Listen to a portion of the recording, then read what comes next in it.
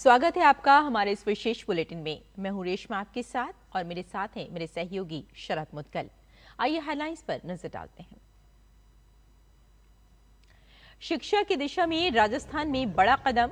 गृह मंत्री अमित शाह जोधपुर में नेत्रहीन महाविद्यालय के नए भवन का करेंगे शिलान्यास।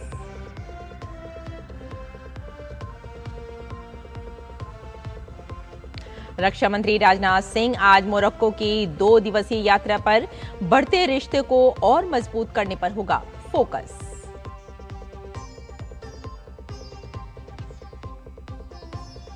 पुराने H-1B वीजा धारकों पर लागू नहीं होगी 88 लाख रुपए की फीस। सिर्फ नए आवेदकों को करना होगा शुल्क का भुगतान। व्हाइट हाउस ने दिया स्पष्टीकरण।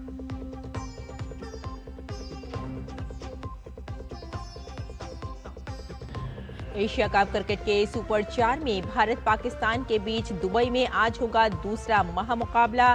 भारत की नजर पाकिस्तान के खिलाफ लगातार दूसरी जीत पर।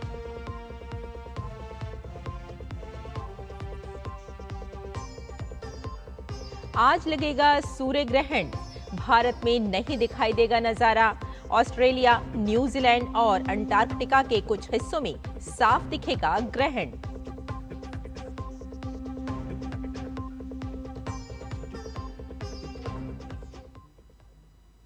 और अब समाचार विस्तार से।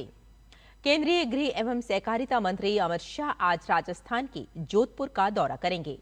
इस अवसर पर गृह मंत्री जोधपुर में नेत्रहीन महाविद्यालय के नए भवन का शिलान्यास करेंगे। इसके साथ ही नेत्रहीन विद्यार्थियों के लिए हॉस्टल और अन्य आधुनिक सुविधाओं का निर्माण भी किया जाएगा। ये महाविद्यालय नेत्रहीन और अन्य विशेष जरूरतों वाले बच्चों को शिक्षा और प्रशिक्षण प्रदान करने में महत्वपूर्ण भूमिका निभा रहा है। रक्षा मंत्री राजनाथ सिंह मोरक्को के दौरे पर दोनों देशों के बीच बढ़ते रिश्तों को और मजबूत करने पर फोकस होगा। एक्स पर राजनाथ सिंह ने बताया कि भारत और मोरक्को के बीच रणनीतिक तालमेल बढ़ रहा है। मैं इस बढ़ते रिश्ते को और मजबूत करने के लिए उत्सुक हूं। अपनी यात्रा के दौरान मैं अपने समकक्ष अब्दुल लतीफ लोदिया के साथ द्विपक्षीय बैठक करूंगा। इस यात्रा का एक प्रमुख आकर्षण टाटा एडवांस सिस्टम मोरक्को के बैरचिट में व्हील्ड आर्मर्ड प्लेटफॉर्म 8x8 के नए विनिर्माण संयंत्र का उद्घाटन होगा। ये संयंत्र अफ्रीका में पहला भारतीय रक्षा विनिर्माण संयंत्र है, जो एक महत्वपूर्ण मील का पत्थर है और भारत के रक्षा उद्योग की बढ़ती वैश्विक उपस्थिति को दर्शाता है।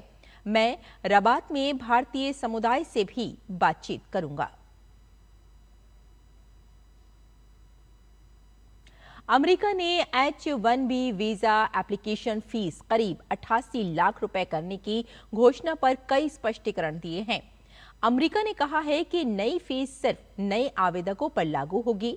ये पुराने वीजा होल्डर्स रिन्यू करने या 21 सितंबर से पहले अप्लाई करने वालों के लिए नहीं है। व्हाइट हाउस की प्रेस सेक्रेटरी कैरोलिन लेविट ने एक्स पर कहा, H-1B वीजा होल्डर देश से बाहर जा सकते हैं और वापस भी आ सकते हैं, जैसा कि वो सामान्य रूप से करते आए हैं। पुराने वीजा होल्डर्स और रिन्यूअल के लिए नियमों में कोई बदलाव नहीं हुआ है।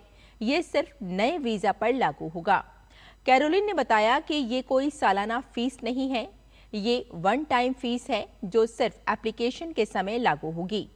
पुराने वीजा होल्डर्स को जल्दबाजी में अमेरिका से भारत जाने या वहां से वापस लौटने की कोई जरूरत है। बता दें कि अमेरिकी राष्ट्रपति डोनाल्ड ट्रंप ने शनिवार को H-1B वीजा के लिए एप्लीकेशन फीस 88,000 रुपए से बढ़ाकर लगभग 88 लाख रुपए करने के आदेश दिए थे। इसके बाद मेटा, माइक्रोसॉफ्ट और अमेज़न जैसी टेक कंपनियों ने अपने विदेशी कर्मचारियों से रविवार तक अमेरिका वापस लौटने को कहा था।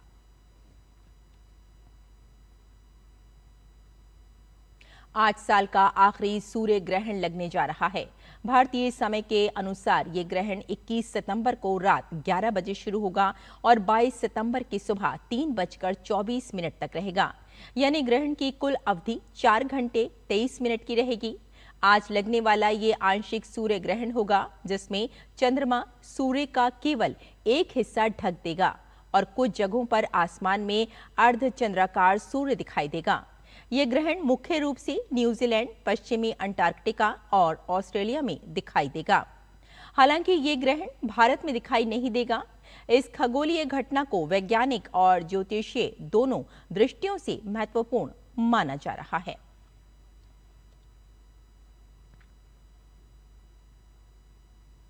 आज विश्व अल्जाइमर दिवस है। 21 सितंबर को विश्व भर में विश्व अल्जाइमर दिवस मनाया जाता है। इस दिवस का उद्देश्य लोगों में अल्जाइमर रोग के प्रति जागरूकता बढ़ाना और इसके मरीजों एवं उनके परिवारों को सहयोग और संवेदना प्रदान करना है। अल्जाइमर एक ऐसी न्यूरोलॉजिकल बीमारी है जिसमें धीरे धीरे व्यक्ति की स्मरण शक्ति, सोचने और समझने की क्षमता प्रभावित होती है। भारत में भी इसके मामलों की संख्या बढ़ रही है और विशेषज्ञ समय पर पहचान एवं देखभाल को बेहद महत्वपूर्ण मानते हैं।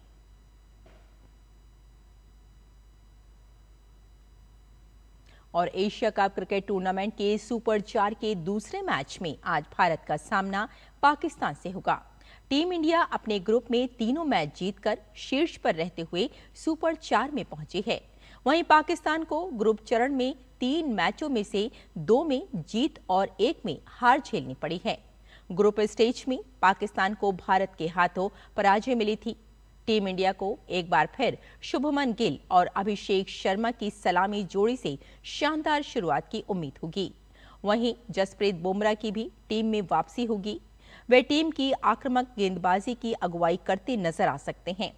टीम इंडिया की नजर एशिया कप में पाकिस्तान के खिलाफ लगातार दूसरी जीत दर्ज करते हुए फाइनल की राह आसान करने की होगी। वहीं पाकिस्तान की कोशिश भारत के खिलाफ पिछले मुकाबले में मिली हार का बदला लेने पर टिकी होगी।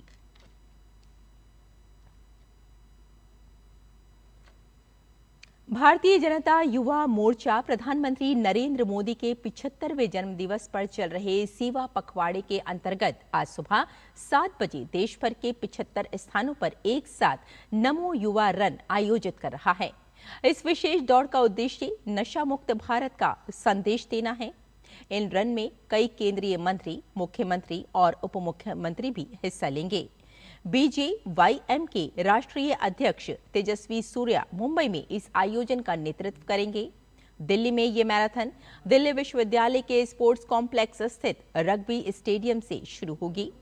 कार्यक्रम का फ्लैग ऑफ दिल्ली बीजेपी अध्यक्ष वीरेंद्र सचदेवा, दिल्ली बीजेपी सह प्रभारी डॉक्टर अलका गुर्जर और पद्मश्री सम्मानित एथलीट सुधा सिंह करेंगी। इस दौरान दिल्ली के सांसद, मंत्री और विधायक सहित पार्टी के वरिष्ठ नेता भी उपस्थित रहेंगे। ये दौड़ न केवल प्रधानमंत्री के जन्मदिवस को सेवा पर्व के रूप में मनाने का प्रतीक है, बल्कि युवाओं में स्वस्थ और नशा मुक्त जीवन की प्रेरणा देने का संदेश भी है। तो हमारे इस विशेष बुलेटिन में फिलहाल इतना ही। मुझे और मेरे सहयोगी शरद मुदगल को यहीं अनुमति दें। नमस्कार।